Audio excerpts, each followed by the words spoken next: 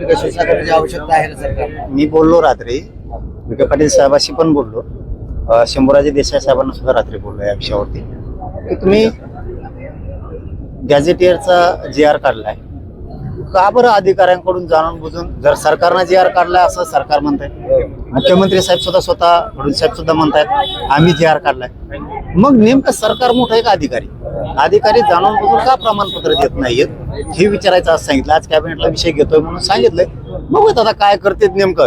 नसतं मग मात्र मला विखे पाटलांच्या आणि सरकारच्या विरोधात जावं लागणार आहे. माझं नाविलाज आहे. काय भूमिका असेल तुमच्या? नाही, मी फक्त ही तुम्हाला शंका व्यक्त केली. मला वाटत नाही की तशी आंदोलन करायची आता मराठ्यांवरती वेळ येईल. कारण मुख्यमंत्री पण म्हणलेत, विखे पाटील साहेब सुद्धा म्हणलेत मराठवाड्यातल्या सगळ्या मराठा हा कुणबी आहे, आम्ही गॅजेट प्रमाणे सगळ्याला आरक्षण देतो. मग आता जर अर्ज लोकांचे गेले तर का दिले जात नाहीत? का तुम्ही जाणून बुजूनच गोड बोलून फसवणूक करताय मराठ्यांची, हेही आमच्या लक्षात येईल.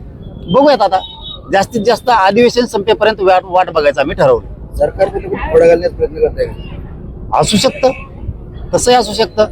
आता देवेंद्र फडणवीस साहेबांनी, शिंदे साहेबांनी, आपल्या विखे पाटील साहेबांनी मराठवाड्यातल्या मराठ्यांना आरक्षण दिलंय.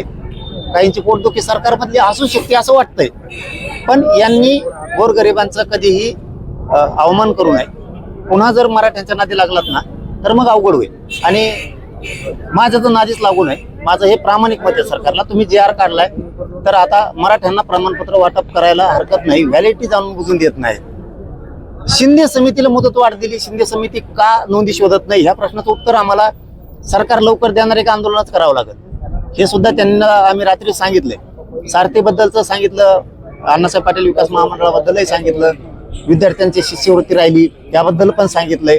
आम्ही 8-10 मुद्दे त्यांना सांगितले की तुम्ही हे ताबडतोब आता मार्गी काढा.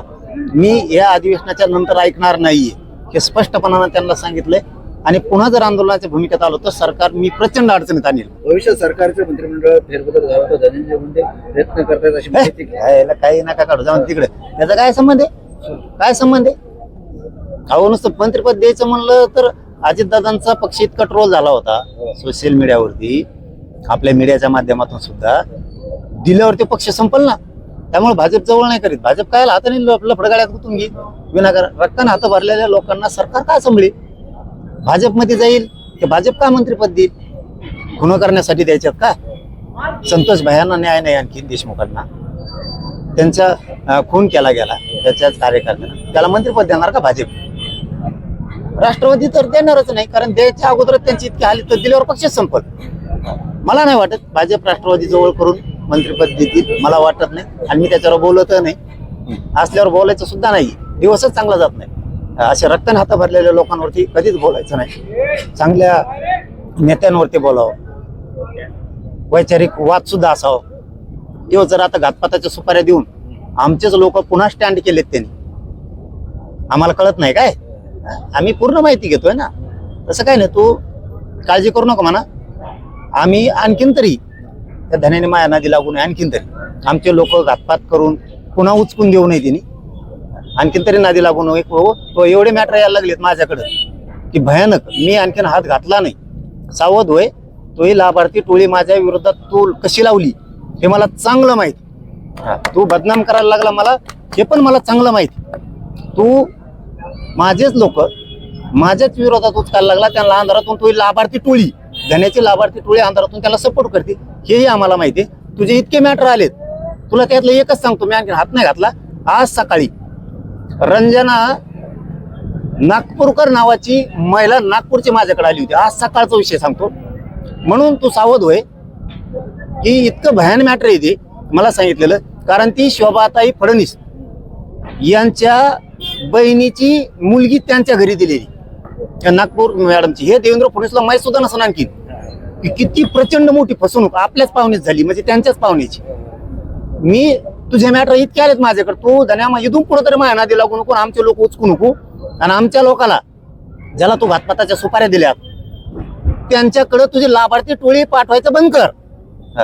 तो इतके मॅटर आले, तुला एकच सांगितलं मी. तुला याच्यातूनच तू सावध होशील, तुला कळत असताना मी काय बोललो आज.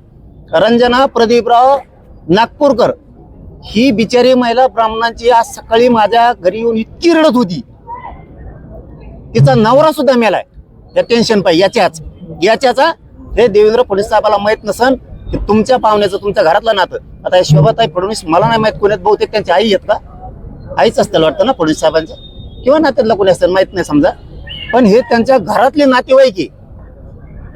मी जर तो असे मॅटर घ्यायला लागलो ना तो लय हालू देईन, हे ध्यानात ठेव.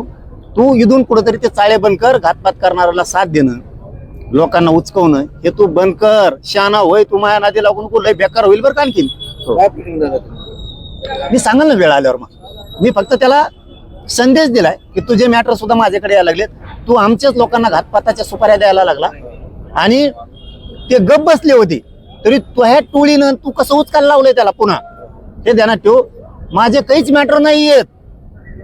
मी जर केलेल्या प्रत्येक आरोपावर जर फौजदारी खटले दाखल केले ना तर माझ्या विरोधात बोलणाऱ्याला त्यांना लाईफच भोगावं लागणार आहे जेलमध्ये, हे ध्यानात ठेव. मी आणखीन पाऊल उचललेलं नाही. तू टोळी आवरेव आणि तू बी शहाणा होय, आणखीन तरी माया नादी लागू नको. मी जर मागा लागलो तर तो हे जवळपास 22 पेक्षा जास्त प्रकरण माझ्याकडे आलेत. मी आज पहिल्यांदा सांगायलोय, तू आणखीन शहाणा होय, नाही तर लय लांब जाशील. हा, चल, धन्यवाद.